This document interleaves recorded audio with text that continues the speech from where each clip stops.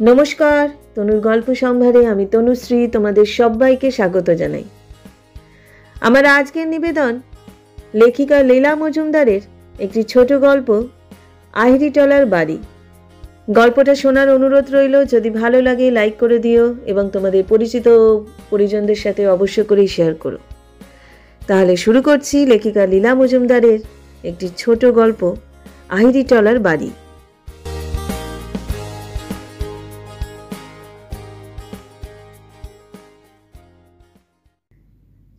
আহিরিটলা কোথায় জানো তো? সেখানে গঙ্গার ধারে আমার পূর্বপুরুষদের একটা মস্ত বাড়ি আছে। সেখানে কেউ থাকে না।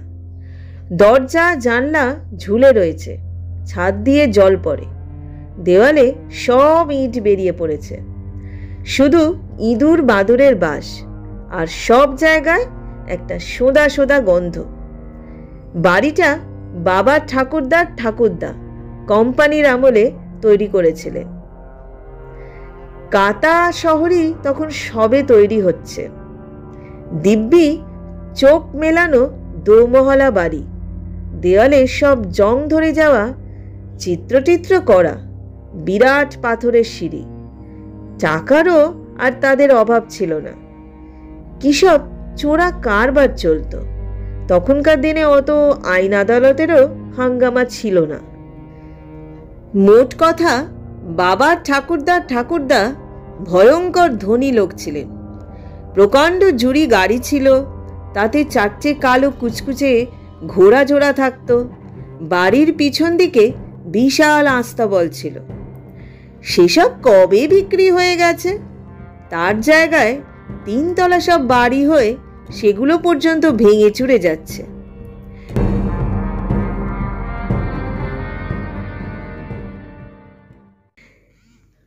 সেবার প্রিটেস্টে অঙ্কে 15 পেলাম। তাই নিয়ে বাড়ি ময় সে যে কিরকম হইচই লেগে গেল, সে না দেখলে বিশ্বাস হয় না। বাবা পর্যন্ত এমন কাণ্ড আরম্ভ করলেন যে শেষ অবধি বাড়ি ছাড়তে বাধ্য হলাম।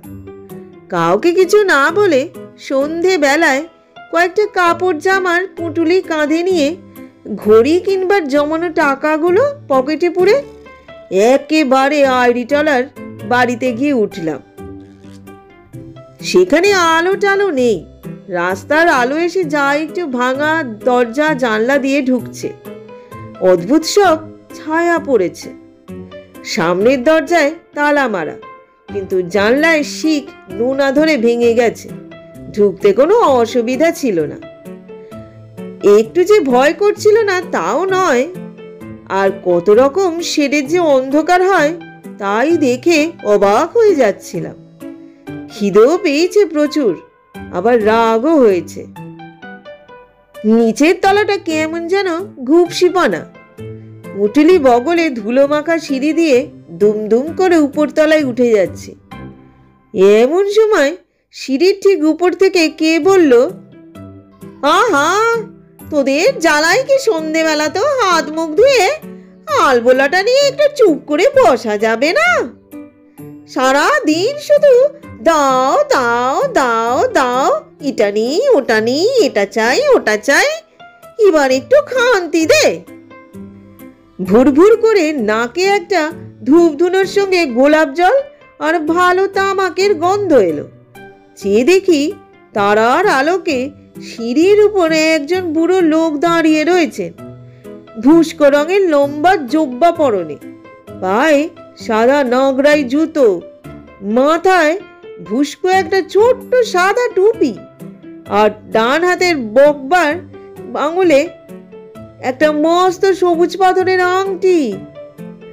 যেমন সিঁড়ির উপরে ধাপে এসে উঠেছি, আশ্চর্য হয়ে বললেন, হ্যাঁ, তোকে তো আগে দেখিনি। তুই এখানে কেন এসেছিস? কি চাস তাই বল দেখি বাবা। খিদে পেটটা খালি খালি লাগছিল। বললাম, কেন আসবো না, এটা আমার বাবার ঠাকুরদাদার বাড়ি। ভীষণ চমকিয়ে গিয়ে লোকটি কাছে এসে আমার কাঁধে একটা হাত রেখে জিজ্ঞাসা করলেন, তোমার বাবার নাম কি? তোমার ঠাকুর দাদার নাম কি? নাম শুনে খানিকক্ষণ চুপ করে রইলেন।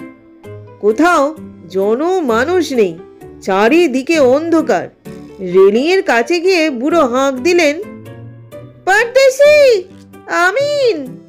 বলি, কাজের সময় গেলি কোথায়? আলো দিবি না? নিচের তলার অন্ধকার থেকে একটা অস্পষ্ট সাড়া এলো। তারপর লম্বা একটা কাচের ঢাকনি পরানো, সেজ হাতে কুচকুচে কালো ঢিকঢিকে লম্বা গোলাপি গেঞ্জি, মিহি ধুতি আর গলায় সোনার মাদুলি পরা একটা লোক সিঁড়ি দিয়ে উঠে এলো। ছিলি কোথায় হতভাগা? বাড়িতে লোক গেলে দেখতে পাস না? আগে বারোয়ারি তলায় হাফ আকড়াইটা একবার দেখে এলাম। আমার দিকে ফিরে বলল, যাবে না খোকা বাবু হাফ আকড়াইতে? কেমন সব সং বানিয়েছে, গান বাজনা হতেছে। বুড়ো বললে, চ, ওসব ছেলে মানুষের জায়গা নয়। এসো এসো দাদা, তুমি আমার সঙ্গে এসো। সামনের ঘরে গেলাম। মেঝেতে লাল গাছে পাতা মস্ত নিচু তক্তপোষে হলদে মখমলের চাদর বিছানো। তার কোনায় গোপঝোলা চুড়িদার পাঞ্জাবি গায়ে কানে মাকড়ি একজন লোক দাঁড়িয়ে। তাকে বললেন, যাও এখন, বলছি তো 10 টাকা চাঁদা আর 5 ভরি আতর দেব তোমাদের বারোয়ারি পুজোর জন্য। এখন কেটে পড়ো। লোকটি চলে গেলে আমাকে তক্তপোষে বসিয়ে পুঁটুলির দিকে চেয়ে বললেন, ওতে কি পালিয়ে এসেছো নাকি? কেন? বলতে হলো সব কথা। খানিকটা ভেবে হঠাৎ বিরক্ত হয়ে বললেন, 15 পেয়েছিস? হত ভাগা, তোর লজ্জা করে না? অখ হয় না কেন? শুভঙ্করে পড়িস না? মুখ অমন পাংশুপা না কেন? খেয়েছিস?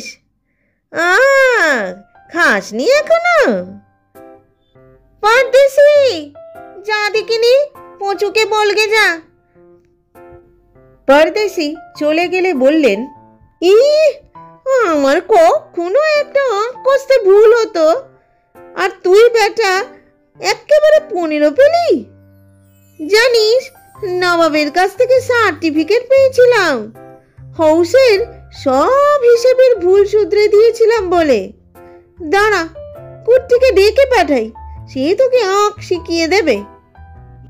পরদেশি একটা রূপোর থালায় করে লুচি, সন্দেশ, ছানা মাখা আর 1 গ্লাস বাদামের শরবত নিয়ে এলো।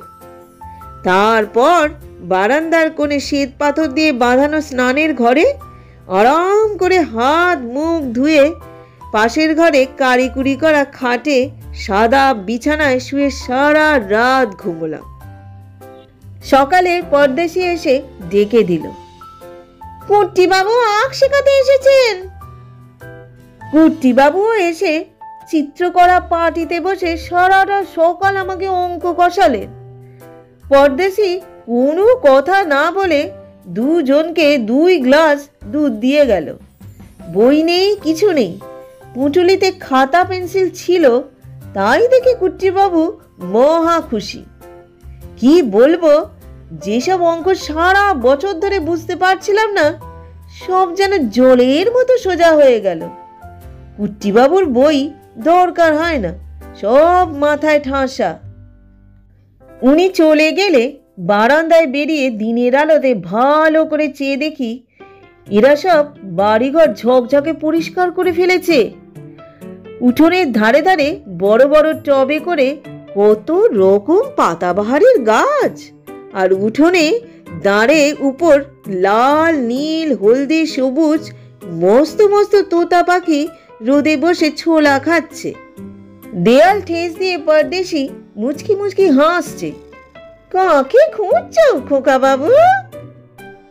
বুড়ো লোকটির খোঁজ করলাম। কি তার নাম পরদেশি? বড্ড ভালো লোক। পিছন থেকে তিনি নিজে বললেন, আমার নাম শিবেন্দ্র নারায়ণ, লোকে শিবু বাবু বলে ডাকে। তুমি নাকি ভালো করে অঙ্ক কষেছ, কুট্টি বলছিল। এই নাও তার পুরস্কার। আমার হাতে একটা মস্ত সোনার মোহর গুজে দিলেন।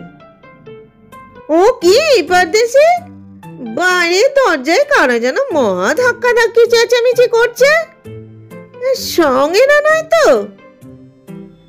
পরদেশি আস্তে আস্তে মাথা নাড়ল। আমি বললাম, এই রে, তবে নিশ্চয়ই বাবা এসেছেন আমাকে খুঁজতে। ছুটে নিচে গিয়ে দরজা খুলে দিলাম। মা, বাবা, বড় কাকা আর পিসে মশাই এসেছেন।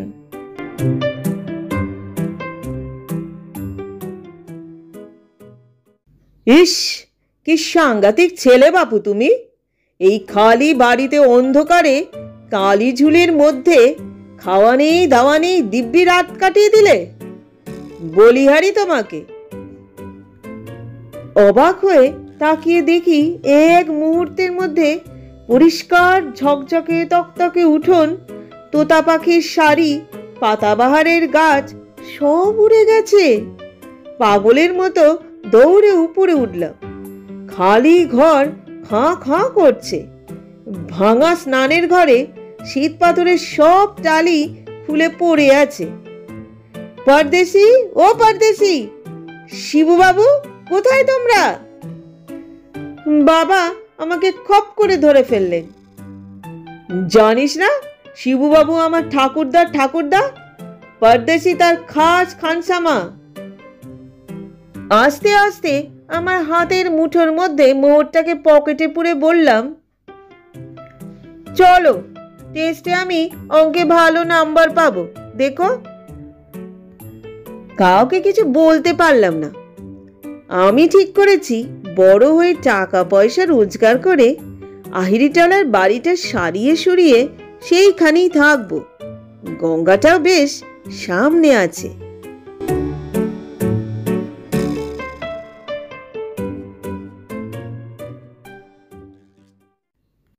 এতক্ষণ তোমরা শুনলে লেখিকা লীলা মজুমদারের একটি ছোট গল্প, আহিরিটলার বাড়ি। গল্পটা তোমাদের কেমন লাগলো অবশ্যই তোমাদের মতামত জানিও। নতুন নতুন গল্পের আপডেট পেতে হলে যারা এখনো পর্যন্ত আমার চ্যানেলটাকে সাবস্ক্রাইব করোনি, যদি যোগ্য মনে হয় তাহলে আমার চ্যানেলটাকে সাবস্ক্রাইব করে দিও এবং পাশে থাকা বেল আইকনটি প্রেস করে রেখো, যাতে নতুন গল্পের সমস্ত নোটিফিকেশন সবার আগে তোমাদের কাছে পৌঁছয়। আজকের মতো বিদায় নিচ্ছি।